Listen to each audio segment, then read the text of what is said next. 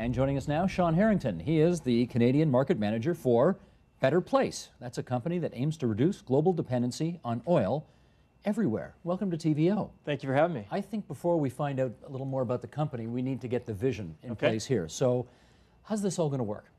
Sure. The way it works is that we at Better Place enable mass adoption of electric vehicles. We're an electric vehicle services provider. So we're akin to a cell phone operator. We don't make the cars as cell phone operators don't make the Nokia phones, but what we do is we make the electric vehicles affordable, practical, and convenient. So we are the ones that are going to help make this massive transition to electric vehicles. And the idea is through batteries, right? It's through batteries, it's through infrastructure. So what we do is we put in the ground in a region like the Greater Toronto area a dense network of charge spots and battery exchange stations so that people get energy all the time from their electric vehicles and don't have to worry about running out of energy or how they're going to get from point A to point B. They can use their electric vehicle anytime, anywhere, and it's affordable and as convenient as their gas cars are today. So the idea is instead of going to a gas station and putting gas in the tank, you go to a, whatever you're going to call it. Sure, a charge spot. Charge spot. Exactly. And you either recharge your battery a little bit or get a new battery entirely. Exactly. So the situation is that cars are really a social device. They're parked most of the time. You drive it, maybe an hour and a half a day, and the other 22 and a half hours a day it's parked. So what we've done with our model is said every time it's parked, whether it's at home or the Canadian Tire store or at work, you would have an opportunity to plug into one of our charge spots. That way, it's kind of like you've got an agreement with Petro-Canada to come and fill up your car with energy every time you're parked, and that takes care of the majority of the charging. Now, every once in a while, you might need to go more than 150 kilometers at one time, which is the range of the vehicle. And in that instance, you would use the battery switch station, which is where you pull in, and in less than 2 minutes, you have your depleted battery taken out with an automatic arm and a fully charged battery put in, and you go on your way so that you can drive another 150 kilometers. This sounds like it presumes an enormous amount of infrastructure, though, right? I mean, we've got gas stations on almost every other corner in this city right now. You would need charge stations on every corner in front of most stores, that kind of thing? So the great thing with electric vehicles is that you already have this electricity grid in Ontario and throughout most of the world that's dependable and it's ubiquitous. It's everywhere you go. All we're doing is making that final connection between the electricity grid and the vehicle, and that's through the charge spots. And in fact, if you look at the amount of money spent around the world importing oil or spending on gasoline, the amount of infrastructure is really a fraction of that. In most cases, if you take, for example, a corridor like the west coast of the United States, it would cost about $1 billion to build that out. Well, that's a very small investment relative to the roughly $500 billion that the U.S. imports in oil each year. So that's just to give you sort of an order of magnitude what the cost difference is. Is it in fact cheaper, though, at the end of the day? The reason I ask is right now it's a bit of blue sky, right? We don't have this in place yet. So is it really cheaper? It is. The way it's cheaper is this. When you buy the electric vehicle today, the most expensive piece of that vehicle is the battery. We separate ownership of the battery from ownership of the car. The battery in our model is a part of the subscription that you pay each month. You buy miles the same way you would buy minutes on your cell phone. And included in that subscription are access to the batteries. Therefore, when you go up front to buy an electric vehicle, it's going to be $20,000 for that sort of typical 5-seater, 4-door sedan that you have today in your gas car. So it's going to be about the same price. And then on a subscription basis, you're going to be roughly the same level as what you pay for gas. Now, the whole idea, presumably, is that this is going to be better for the environment than Absolutely. Internal combustion engine would be burning gasoline. Okay, except that you got to charge the batteries. Right. What if the power plants that are used to charge these batteries are running on coal-fired generation rather than something very clean like bullfrog or wind or whatever? Sure. You're no further ahead of the game, are you? So first off, Steve, at Better Place, we have a commitment worldwide to only use renewable energy to power the vehicles. So we work with Bullfrog in Ontario, as you mentioned, and around the world we use renewable. However, even if you look on a mass scale at electric vehicles without renewable, you still have significant emission savings from using electricity. In Ontario, for example, you have roughly 75% of your electricity generated from renewable sources. And when you look at the emissions comparison for electric vehicles in Ontario, it's about 80% less emissions, greenhouse gas emissions, than a comparable gas car. So your commitment is not to use any coal-fired generation in the recharging of your batteries, but correct. Presumably yes to nuclear? You know, we are committed in Ontario to work with Bullfrog to source additional renewable generation to power the vehicles. Is that a yes to nuclear? We, you know, again, in Ontario, you know, we're focused on renewable. Overall, our commitment is to end dependence on oil through using zero carbon emission electricity. But the only reason I'm asking is some environmentalists think nuclear is fine because there's no smoke that goes up. Right. It doesn't create carbon dioxide. Right. So would that be consistent with what you guys are up to? You know, really, we're focused on renewable. We're not. We don't get into the debate too much in terms of nuclear because that's. You know, our mission is again around creating a sustainable transportation option that does not. You know, it helps us economically, reduces greenhouse gas emissions, air pollution. You know, that's our focus. I hear you. Okay, let me return to the electric car stuff. I understand you guys don't make the electric cars. You're depending, though, on the car manufacturers to make the electric cars with this very transportable battery. Electric cars, I gather, have been around for 100 years. They obviously never caught on. Why do you think they will now? Sure. So, you know, if you step back a minute and look at where we are today, you have oil spiking last year up to $150 a barrel. You have the economic meltdown that we're all aware of. You have the auto industry that's lost its way, and yet we still want to dramatically reduce greenhouse gas emissions. So we believe this is the ideal time to introduce a new model for sustainable transportation. And we're seeing the automakers, all the major automakers, saying the same thing about electric vehicles. Whether it's Alan Mulally at Ford saying that the majority of their vehicle platforms will be electric within a decade. You know, whether you look at the Obama administration in the U.S. committing to 100 plug-ins by 2015, you know, we're seeing this consistent movement toward electric vehicles. And the key is that if you have the infrastructure in place and you have the services provided, it can be as practical, as user-friendly, and as affordable as the gas car, so there's no reason not to make the switch as the consumer. Well, the only thing is consumers are stubborn, and they are creatures of habit. How do you get them to change their habit from sticking something in a gas tank to switching batteries?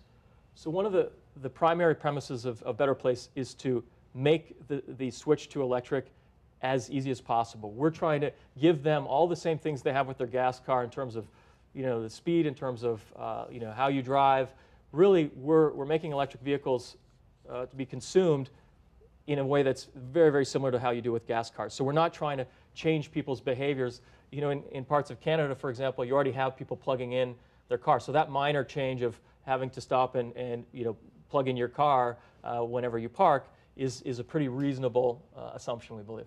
You mean like when it's a cold day in Edmonton, that kind of thing? Yes, okay, with a heater. Okay. I'm an Albertan, so I'm thinking back to those days. You know all about that. What countries are you currently in? So we started, the very first country was Israel. Why Israel? Israel because you know, there was a strong desire to get off oil dependence by 2020, and it was a big political leadership move by the then Prime Minister Ehud Olmert and the President Shimon Peres, who said we're going to make this transition. At the same time, Carlos Ghosn, CEO of Renault and Nissan, said we're going to make the electric cars for the Israeli market, and Shai Agassi, our founder and CEO, said we're going to build the infrastructure and provide the services needed to make this switch. So it was you know, a perfect place also because it was a small island of transportation, and you don't have that many cars coming in and out of Israel. Well, and I gather most of the trips they take, it's a small country, most of the trips they take are very short as well. Exactly. Which presumably helps. So it does help, and we had a similar model in Denmark, which was our second country that we committed to. Then we went to a big island. We went from a small island to a very big island in Australia. And what happens there is, again, the analogy with the cell phone model, the islands of transportation become the large metro regions. You have 3 big metro areas that cover a significant part of the population, and you start building out your nodes of the network in those 3 big cities, and then you link them and then move out to the more rural areas. And that's what we're doing in Australia.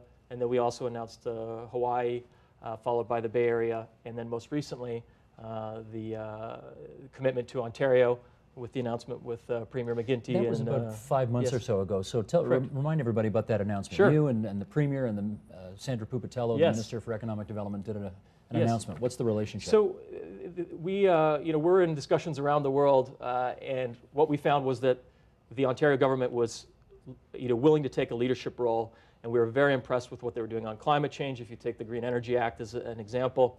And what the announcement event was the Premier committing that the government of Ontario would look at ways to speed adoption of electric vehicles in Ontario. Does taking leadership mean they gave you some money?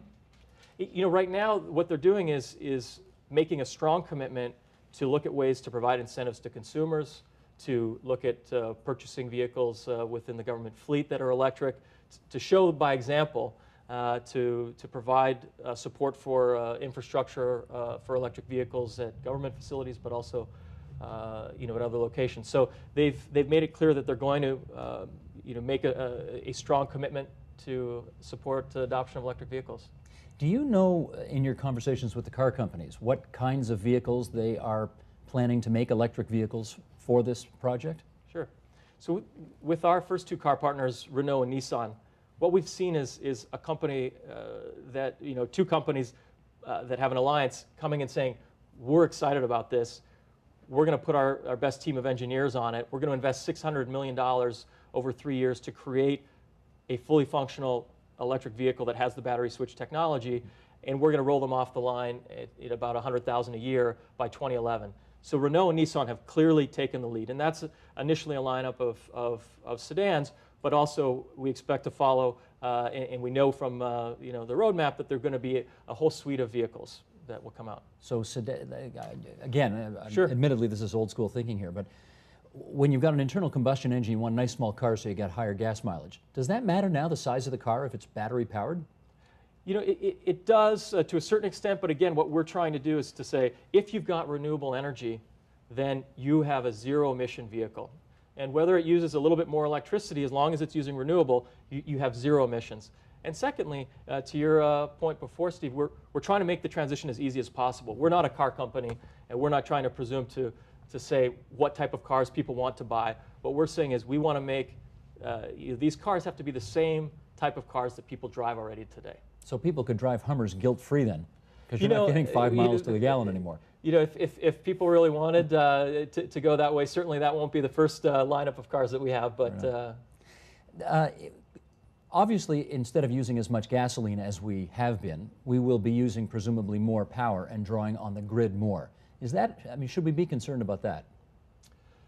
So the amount of additional electricity that is used to power vehicles is actually a bit smaller than what most people anticipate. If you take the study that our electricity partner in Denmark, Dong, Danish Oil and Natural Gas, did, they concluded that one 2-megawatt wind turbine is enough power to supply 3,000 cars worth of electricity.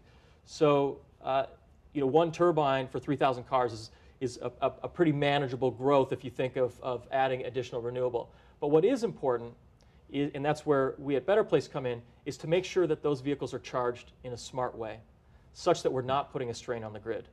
And so what we do is we manage charging so that if you have more wind blowing at night, that is when we're going to do more of our charging to line up when there's supply of renewable electricity on the grid, so that we're not charging at the peak time when consumers might plug in automatically. We're going to delay that and charge in a smart way. When do you think this is going to happen here? So we're very excited about the progress that we're making. We're going to be unveiling a education center, an electric vehicle experience center within a year here in Toronto, and that's sort of the first step in our progress. And if you look at Israel as an example, we announced it, the start of the project there about a year ago, and by 2011, so in 3 short years, we'll have built out in the hundreds of thousands of charge spots and put in dozens of battery exchange stations, and expect to see tens of thousands of cars on the road. So it's a very quick transition that we're seeing in these various markets around the world. And here in Ontario, we're just taking our first steps, but excited about the potential progress. I don't have to tell you what's happening with the automobile industry Yes. these days. How is all of that affecting your plans? Again, we're seeing a significant shift in the way automobile companies are looking at their business model, and looking at how they proceed in the future. And so for us, we believe it's a great opportunity to make this switch to electric. And that's why we're talking with automobile companies around the world, and we're an open system. We're designed, system is designed so that we can charge up whether it's a Chevy Volt or a Tesla from California, whatever vehicle has a plug, our system will be open to that, and that's what we want to see in every market, that the infrastructure is designed in such a way that it's open. Sean, just between the two of us, how big could this business be for you guys? If you look at the oil and transportation industries, you're talking about a very large number, somewhere in the trillions. Now, certainly, we believe that we're going to have competition, and there's going to be a development phase. But it's clear that this is a significant opportunity to not only reduce emissions, but also create jobs and create opportunities in a very large market. So it is significant.